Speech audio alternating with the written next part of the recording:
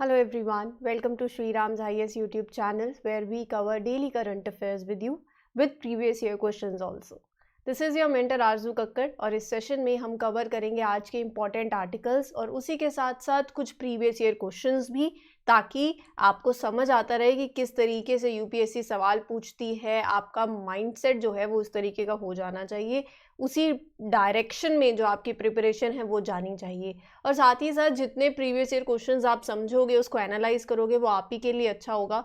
किसी भी एग्जाम की तैयारी करते हैं ना, प्रीवियस ईयर क्वेश्चंस बहुत ज़्यादा ज़रूरी है और उनको एनालाइज करने का भी एक तरीका है। और अभी तक अगर आप डेली रेगुलर हुई इन सेशंस के साथ, तो आई होप आपको ये अंडरस्टैंडिंग, ये समझ लग जानी चाहिए कि किस तरीके से यूपीएससी क्वेश्चंस फ्रेम करती है, राइट। तो यहाँ पर जो कल मैंने आपको होमवर्क दिया था, कुछ क्वेश्चंस दिए थे, पहले उसका आंसर देख लेते हैं कि क्या क्या आंसर्स हैं उसके, फिर आज लेंगे इंपॉर्टेंट आर्टिकल्स को। With the present state of development, artificial intelligence can effectively do which of the following. मतलब इसके एप्लीकेशंस पे सवाल था एआई के। 2020 में यूपीएससी ने क्वेश्चन पूछा। जनरली मतलब it's not every time, most of the time it happens कि एप्लीकेशंस में सारे ही आंसर हो जाते हैं, बट हमेशा नहीं होता, मार्क माई वर्ड्स।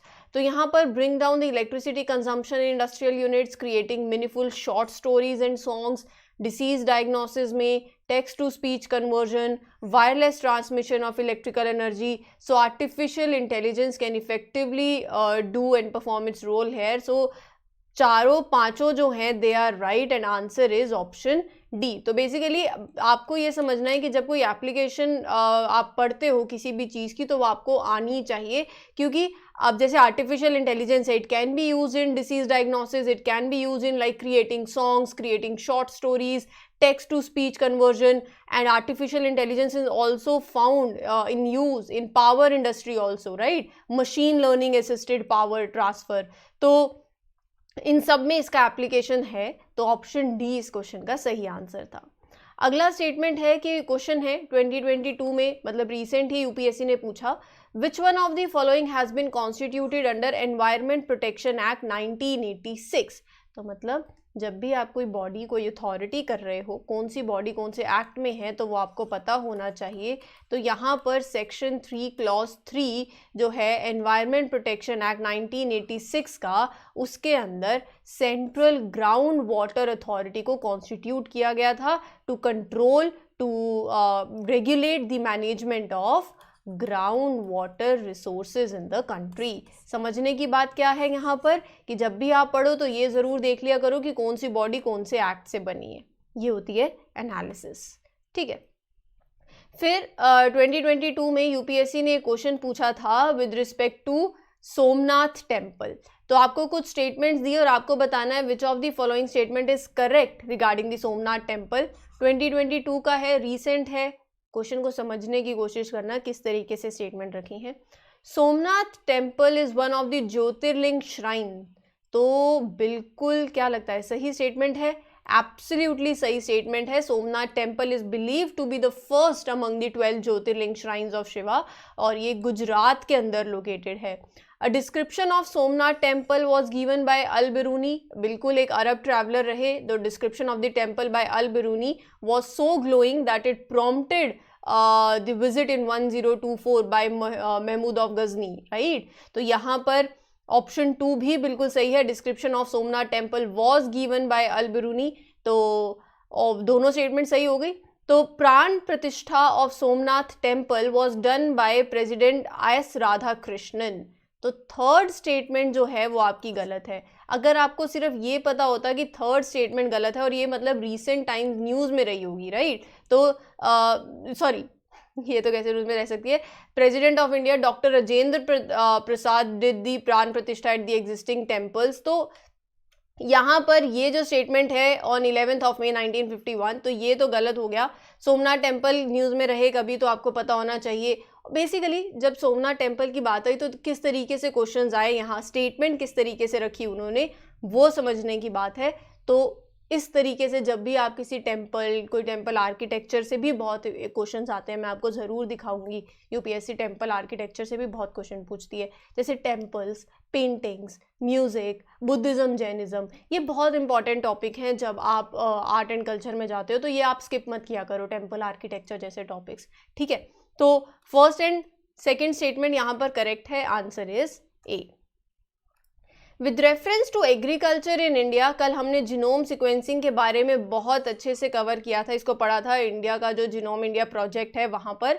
तो एग्रीकल्चर के पर्सपेक्टिव से 2017 में यूपीएससी ने क्वेश्चन पूछा था, with reference to agriculture, how can the techniques of genome sequencing often seen in news be used in the immediate future?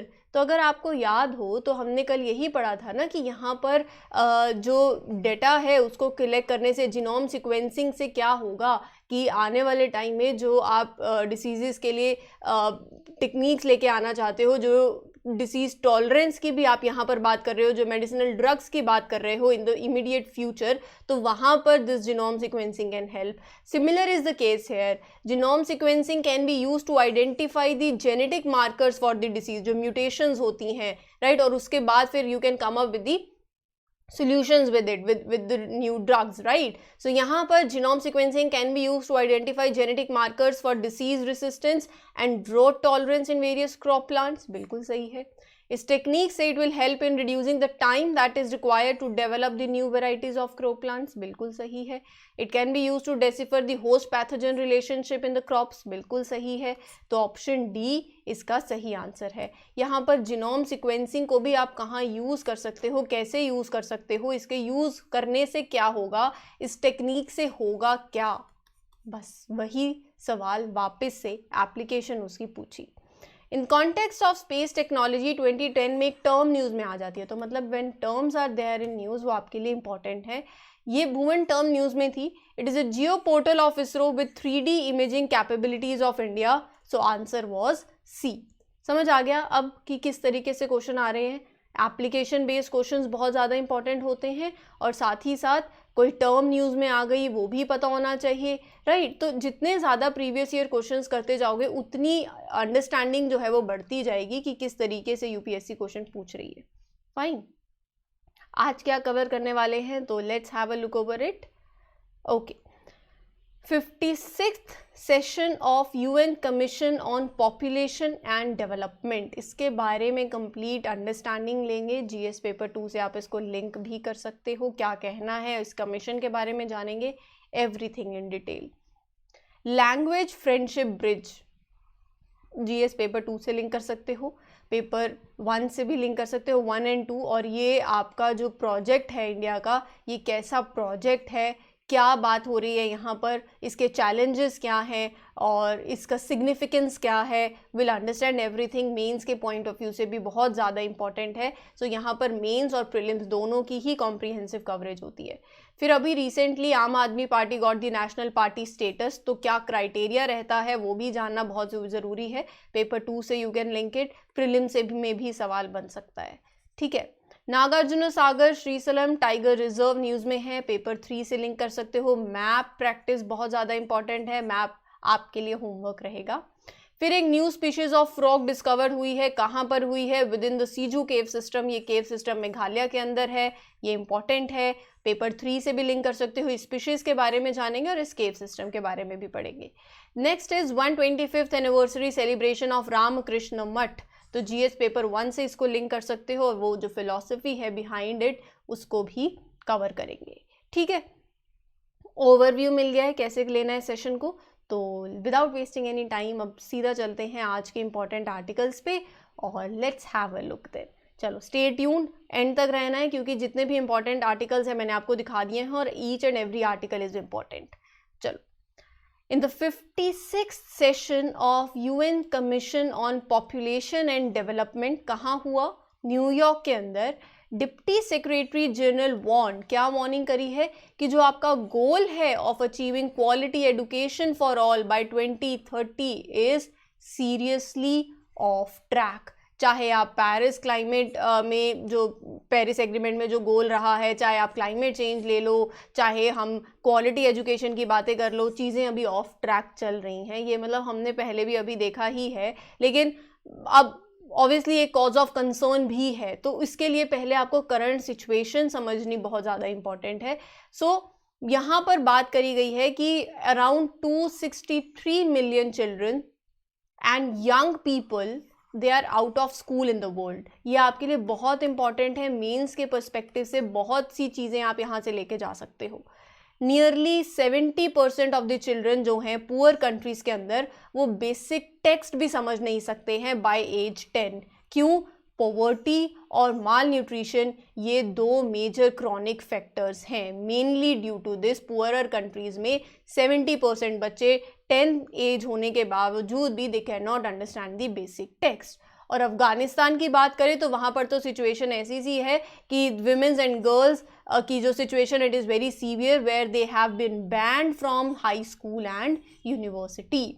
Even जो कॉम्प्रिहेंसिव सेक्सुअलिटी एजुकेशन है वो गर्ल्स को एम्पावर करती है टू अवॉइड अनइंटेंडेड प्रेगनेंसीज, और दोनों genders को encourage करना टू स्टे इन स्कूल। और ये सब जो चीज़ें हैं अभी एजुकेशन में यू कैन सी कि ट्रिपल क्राइसिस है, most of the country face कर रही हैं ट्रिपल क्राइसिस। ये बहुत इंपॉर्टेंट है, वाइल राइटिंग द आंसर आप यूज़ कर सकते हो।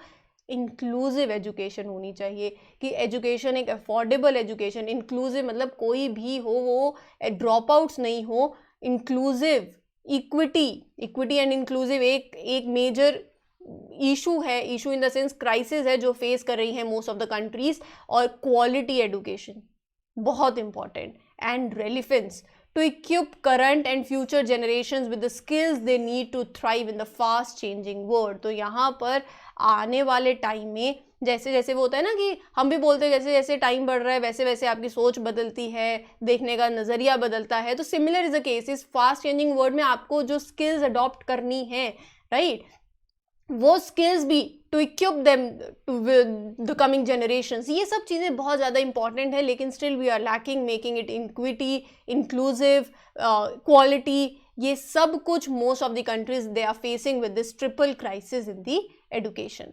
अब रही बात UN commission on population and development की, it was established this commission was established by इकोसॉक। इकोसॉक के बारे में हम ऑलरेडी कवर कर चुके हैं जब मैंने वर्ल्ड बैंक ग्रुप के बारे में आपको बताया था। In 1946, it was renamed in 1994 by the General Assembly as Commission on Population and Development। 47 member countries हैं इसके अंदर। जो मेंबर कंट्रीज हैं they are elected by economic and social council. कितने सालों के लिए? 4 सालों के लिए। और यहाँ पर इम्पॉर्टेंट है, ये बेसिकली जो कमीशन का काम है वो तो मैंने आपको बता ही दिया, इसका प्राइमरी रोल है to follow up to the implementation of the programme of action. यहाँ ये टर्म ना अब आप स्किप कर सकते थे, स्किप इन द सेंस जिन्होंने प्रीवियस ईयर क्वेश्चन नहीं पढ़ा। अगर आप daily previous year questions in sessions के साथ फॉलो कर रहे हो, ये सेशंस रोज़ देख रहे हो, तो अगर आपको ध्यान हो, मैंने आपको बताया था, देखो एक हमने टर्म पढ़ी थी कि इस कमीशन, किसी भी कमीशन की मीटिंग कब कब होती हैं। हम यूजुअली उसको ध्यान नहीं देते, अब देना पड़ेगा। और अब आपकी आंखें ज़्यादा और ज़्यादा वो जो होती है ना चौकन्नी हो जाना, वो हो जाएंगी, क्योंकि आपने प्रीवियस ईयर क्वेश्चन पढ़ा और आपको पता है कि यूपीएससी यहाँ ऐसे स्टेटमेंट पूछती है कि इस कमीशन की मीटिंग जो है साल में एक बार होती है, 6 महीने में एक बार होती है। ये इंपॉर्टेंट है क्योंकि यूपीएससी ने पूछा है। The meetings of commission was held typically every 2 to 3 years until 1994, लेकिन उसके बाद it is held once in a year। तो ये याद में रखना इम्पॉर्टेंट है। अब एक क्वेश्चन है आपके सामने 2020 में यूपीएससी ने पूछा था, इस क्वेश्चन को पढ़ना। It is in India under cyber insurance for individuals which of the following benefits are generally covered in addition to the payment for the loss of funds and other benefits. 4 statements हैं, read it, try to give the answer, फिर इसकी discussion करेंगे हम कल। अगला question polity से बहुत ज़्यादा इंपॉर्टेंट। अभी recently election commission grants national party status किसको? टू आम आदमी पार्टी। आम आदमी पार्टी को ये नेशनल पार्टी का स्टेटस देने से इंडिया के अंदर कितनी नेशनल पार्टीज हो गई हैं? 6। वो नाम आपको पता होने चाहिए। Bahujan Samaj party, Bharatiya Janata party, right, फिर उसके बाद national people's party, communist party of India Marxist, और कांग्रेस, आम आदमी पार्टी, राइट। तो बेसिकली ये आप 6 नेशनल पार्टीज देख सकते हो और ये सवाल बन सकता है, इसीलिए मैं आपको बोल रही हूँ ये बहुत ज़्यादा इंपॉर्टेंट है। 6 national parties, Bahujan Samaj party, Bharatiya Janata party, NPP, national people's party, communist party of India Marxist, Congress और आम आदमी party. So election commission has recognized Aam Aadmi Party as a national party and withdraw the national party status of, ये याद रख लेना, All India Trinamool Congress, NCP and CPI. और इसी के साथ साथ election commission has also removed state party status granted to certain parties, जैसे राष्ट्रीय लोकदल यूपी के अंदर, भारत राष्ट्र समिति BRS इन आंध्र प्रदेश. तो ऐसे करके कुछ पार्टीज के नाम हैं जो आप याद में रख सकते हो. हमारे लिए इम्पॉर्टेंट सबसे ज़्यादा है, आप किसी भी पार्टी को नेशनल पार्टी का स्टेटस दे रहे हो तो क्या क्राइटेरिया है, ये बहुत ज़्यादा इम्पॉर्टेंट है. 3 चीज़ें, 3 स्टेटमेंट्स हैं, सवाल बन सकता है, याद रखनी पड़ेंगी. इलेक्शन कमीशन के हिसाब से एनी ऑफ दीज 3 कंडीशन, इनमें से कोई भी एक condition need to be met if a party is to be so called a national party. सबसे सिंपल तो है कि वो जो पार्टी है ना, जैसे ये 4 स्टेट्स हो गई, ठीक है, a party is recognised as a state party in at least 4 states. मतलब बेसिक है कि 4 स्टेट्स में if a party is recognised as a state party तो वो एक नेशनल पार्टी में एक क्राइटेरिया है. दूसरा क्राइटेरिया क्या है ये देखते हैं. A parties candidate in a minimum of 4 states, मतलब मैंने आपको यहाँ पे 4 स्टेट्स दिखा दी, ये लो, ये 4 स्टेट्स हो गई. Second criteria, a parties candidates in the minimum of 4 states must get at least 6% of the total votes polled in each of the states in the last election. तो यहाँ पर ये 4 states हैं, 6% वोट इन द 4 states ये party को मिलने चाहिए. The party's candidate in the minimum of these 4 states must get at least 6% of the votes in these 4 states. और इसी के साथ साथ in addition to it Lok Sabha के अंदर, एक तो ये हो गई और यहाँ पर ये लोकसभा है मान लो, ठीक है, लोकसभा की सीट्स हैं, तो it should have one 4 seats in Lok Sabha. 2 चीज़ें हैं इसके अंदर. पहला तो पार्टी का जो कैंडिडेट है in the minimum of 4 states must get at least 6% of the total votes polled, और साथ ही साथ लोकसभा के अंदर it should have one part in 4 seats in the Lok Sabha. एक और थर्ड कंडीशन क्या है, मतलब 3 क्राइटेरियाज बता रही हूँ ना, पहला या तो ये या ये. Third is a party should win minimum of 2% of the total seats in the Lok Sabha. तो यहाँ पर मैं आपके लिए स्टेट्स बना रही हूँ, क्योंकि यहाँ देखो एक लाइन और लिखी है, the party's candidate should have been elected from not less than 3 states. तो ये 3 स्टेट्स हो गई, और यहाँ पर पार्टी शुड वन कितनी सीट्स, लाइक यहाँ पे 3 स्टेट्स में से 11 स्टेट्स हो गई, 11 सीट्स हो गई. तो बेसिकली मिनिमम ऑफ 2%, ये ध्यान में रख लेना बस. Minimum 2% of the total seats Lok Sabha के अंदर होनी चाहिए from the at least from not less than 3 states. 3 criterias हैं, याद में रख लेना, या तो ये या फिर ये.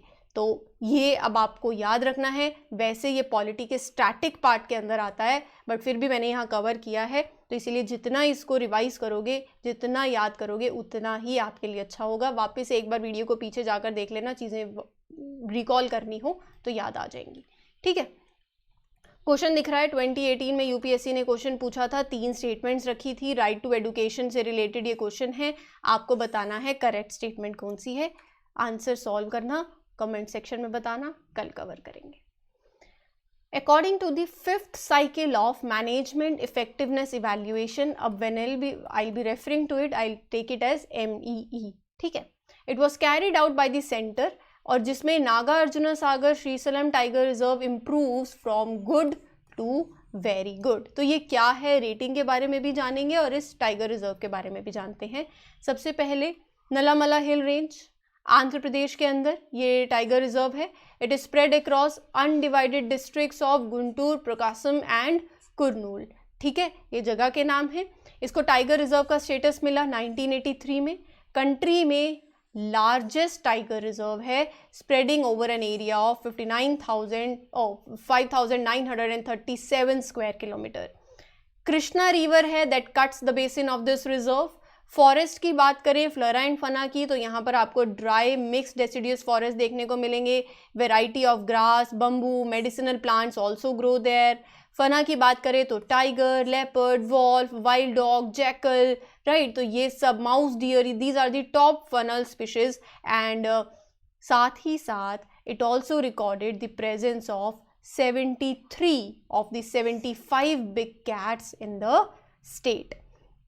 जो रेटिंग है ना जिसकी हम बात कर रहे हैं, हमने ना कल पेरिया टाइगर रिजर्व की बात करी थी, टाइगर एस्टिमेशन की बात करी थी, अभी काफ़ी न्यूज़ में चल रहा है, राइट. पेरिया टाइगर रिजर्व हमने जो कल बात करी थी in Kerala got the top rank in this cycle, right. वापस से रिवाइज कर लेंगे. तो यहाँ पर देखो, wild life institute of India के हिसाब से MEE रेटिंग को डिफाइन किया जाता है एज द असेसमेंट ऑफ कि how well protected areas are being managed, right. तो यहाँ पर primarily whether they are protecting their values, achieving their goals and objectives, ये सब कुछ. रेटिंग होती है 4 कैटेगरीज में, वेरी गुड, गुड, फेयर या फिर पुअर. तो जो क्राइटेरिया है, जो इंडिकेटर्स हैं for assessing the India's protected areas, they have been adopted from IUCN's world commission on protected areas framework. Government has been using the MEE to assess the tiger reserves across the country since 2006. Out of 53 tiger reserves notified at present, 51 tiger reserves जो हैं, only 51 tiger reserves covering a total area of 73,765 square kilometers have been assessed in this fifth cycle. इस fifth cycle में 51 tiger reserves were assessed, जिसमें Periyar tiger reserve got the top rank. और ये मत सोचना, ये मत कहना कि हमने पेरिया टाइगर रिजर्व के बारे में पढ़ा नहीं है, वो भी हमने कल के सेशन के अंदर पढ़ लिया है. कहाँ पर है ये अब आपको पता ही है, कमेंट सेक्शन में फिर से बता देना, अभी आपने देख भी लिया है, ठीक है. चलिए अगला आर्टिकल देखते हैं. GS पेपर 1 से भी आप इसको लिंक कर सकते हो, GS पेपर 2 से भी आप इसको लिंक कर सकते हो. क्या है? Indian council for cultural relations has envisaged a special project. Project का नाम क्या है? The language friendship bridge. कैसा ब्रिज है इसको जानेंगे. ये किस लिए है? To expand cultural footprints in the nations with whom India has historical ties. ये प्रोजेक्ट बेसिकली बहुत सिंपल सा प्रोजेक्ट है. इसका एम है देखो, हमारे दूसरे देशों के साथ, नेबरहुड के साथ इंडिया हैज़ हिस्टोरिकल टाइज, तो वहाँ पर आप अपना कल्चरल फुटप्रिंट जो है इन योर नेबरहुड उसको एक्सपैंड करना चाहते हो, जिसके चलते ये प्रोजेक्ट का एम है to translate. I am talking about with reference to India. The project aims to enable India to translate its classics, its epics, as well as the contemporary literature into those languages so that people in both the countries can read.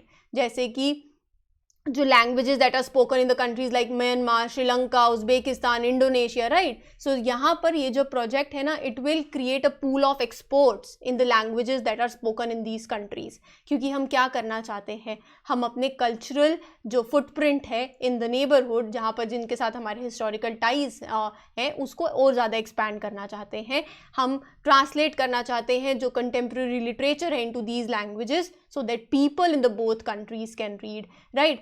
As of now, अगर मैं ICCR की बात करूँ, it is on 10 languages. जैसे अलग अलग देखो, तिब्बत में क्या लैंग्वेज है, कंबोडिया में क्या लैंग्वेज है, इंडोनेशिया, मलेशिया की जो language that is spoken there. So उसके बेसिस पे यहाँ पर जो ट्रेनिंग जो है, आप बोल सकते हो एक तरीके की, वो दी जाएगी, राइट. सो इस प्रोजेक्ट का एक सिग्निफिकेंस है इंडिया की फॉरेन पॉलिसी से रिलेटेड. कल्चरल डिप्लोमेसी, आपके दो देशों के बीच में जो इकोनॉमिक रिलेशंस हैं, जो कल्चरल रिलेशंस हैं, वो और ज़्यादा डीप होंगे. By training the language experts, जैसे कि मैंने आपको अभी बताया, it will create a pool of experts in the languages that are spoken. So वो by training the language experts in the official languages जो इन countries की हैं, India will be able to communicate more effectively. Stronger all relations होंगे, cultural relations आपके neighbors के साथ वो और ज़्यादा होंगे strong. And यहाँ पर अगर आप चाइना का growing influence भी देखो उस region के अंदर, तो उसको भी counter किया जा सकता है, right? लेकिन हाँ, no doubt challenges भी हैं, ये सब मैंने आपको बता ही दिया है. अब challenges भी हैं, lack of infrastructure, train teachers in India to teach these languages, significant investment रहेगी in setting up the language centers. तो there are challenges, but अगर आप इसका significance देखो, it provides an Indian opportunity to deepen its relationships. You will see a boom in the cultural ties, economic ties with the neighboring countries as well. अब रही बात आपके ICCR की, that is Indian Council for Cultural Relations. It is an autonomous organization under which ministry? वो आप बताओगे, comment section के अंदर। And it was founded in 1950 by India's first education minister Maulana Abul Kalam Azad. Objective क्या है Indian council for cultural relations के? Actively participate in the implementation of policies and programmes that are pertaining to India's cultural relations. Strengthen करना cultural relations को, mutual understandings को foster करना between the India and other countries, cultural exchange को promote करना between people of between other countries so that you can deepen your relations with the other Nations. ठीक है, बात आ गई समझ में, इंपॉर्टेंट आर्टिकल था। अगला है कुछ टाइगर रिजर्व्स हैं और आपको बताना है which one has the largest area under critical tiger habitat. तो ये क्वेश्चन आपके होमवर्क में है, इसको अच्छे से पढ़ो, इसका आंसर कमेंट सेक्शन में दो और फिर हम इसको कवर करेंगे कल के लेक्चर के अंदर। ठीक है जी, चलिए let's have a look over the next article, that is अब बात करने जा रहे हैं एक फ्रॉग की स्पीशीज है उसके बारे में। Recently, researchers from the Zoological Survey of India has discovered a new species of frog from deep within the Siju cave system। कहाँ पर?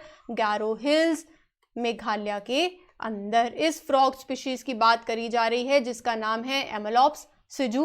ये नाम सिजू केव से ही आया है। It belongs to the cascade Ranidae family and genus Amolops. कहाँ distributed है? Across India's north east, north, Nepal, Bhutan, China, Indo China region, Malay peninsula. ये जो फ्रॉग्स हैं इनको नाम दिया जाता है बिकॉज ये प्रेफर करते हैं स्मॉल वाटरफॉल। सेकेंड टाइम ऐसा है that a frog was discovered from inside a cave in the country. इससे पहले हुआ है, हाँ, 2014 में एक स्पीशीज है, आप देख सकते हो, that the first being the discovery of Micrixalus spelunca from a cave in Tamil Nadu. तो 2014 में एक डिस्कवरी हुई स्पीशीज की इसी की, और अभी इन द केव, अब यहाँ पर inside a cave second time that a frog was discovered. अब रही बात इन केव्स की, सो it is one of the longest, बहुत इंपॉर्टेंट फीचर आपने देखा है ना, जब भी हम प्रीवियस ईयर क्वेश्चन देखते हैं कि फीचर से सवाल आता है। So it is one of the longest cave system in the world.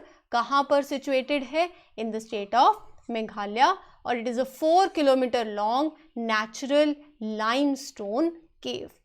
Feature है, इंपॉर्टेंट है, based on previous year paper understanding हमें समझ आया है कि ऐसे स्टेटमेंट्स पूछी जा सकती हैं, तो इसीलिए ये ध्यान में ज़रूर रख लेना।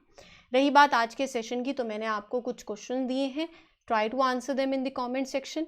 प्रीवियस ईयर क्वेश्चंस हैं, इससे ज़्यादा अच्छा और कुछ नहीं हो सकता। जितने प्रीवियस ईयर क्वेश्चन सॉल्व करोगे उतनी अंडरस्टैंडिंग बढ़ेगी। और कमेंट सेक्शन में ज़रूर बताना कि if you are regular to these sessions कि ये प्रीवियस ईयर क्वेश्चंस आपको हेल्प कर रहे हैं या नहीं कर रहे हैं, क्या आपने अपने अंदर ग्रोथ देखी है, क्योंकि I personally feel self analysis is the best analysis. So do mention in the comment section your feedback. ये प्रीवियस ईयर के हेल्प से, क्वेश्चंस की हेल्प से आपको बेसिकली प्रीवियस ईयर क्वेश्चन ने कितनी आपकी हेल्प करी है, या आपको अपने ग्रोथ जो है, एक level of sense of understanding जो है वो पढ़ने में मिली है या नहीं मिली है। और ये आर्टिकल्स इंपॉर्टेंट है, डेली हम कवर कर रहे हैं, आप एग्जाम में देख सकते हो। प्रीलिम्स और मेंस की इंटीग्रेटेड अप्रोच होती है। सेशन अच्छे लगते हैं, लाइक, शेयर और सब्सक्राइब, ये 3 चीज़ें हैं, करा करो तो हमें भी मोटिवेशन मिलती है। चैनल को सब्सक्राइब करना नहीं भूलना, वीडियो अच्छी लगती है तो लाइक ज़रूर करो, and don't forget to share these sessions. This is your mentor Arzoo Kakkar signing off. Will meet you in the next session. Till then take care everyone, good luck, good wishes.